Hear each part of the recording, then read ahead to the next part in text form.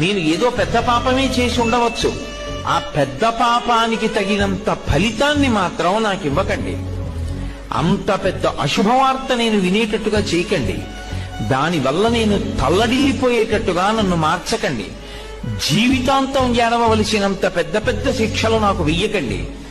మరి నీ పాపం ఎలా పోతుంది? నన్ను అనుగ్రహించండి. నేను తప్పు చేశాను. ఎందుకు చేశాను? మీరున్నారని తెలియక చేశాను ఒకప్పుడు ఆ పాపం. ఇప్పుడు తెలుసుకున్నాను మీరున్నారని, కాబట్టి నేను చెయ్యను. ఇప్పుడు నేను ప్రయత్నపూర్వకంగా ఏ తప్పు చెయ్యట్లేదు, కానీ అప్పుడు చేశాను.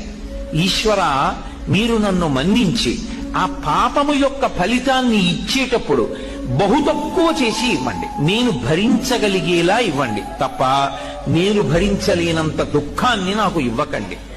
ఇది నోటితో అడగక్కర్లేదు. ఈశ్వరుణ్ణి ప్రార్థన చేస్తాడు. వాడొకడు ఉన్నాడన్న నమ్మకం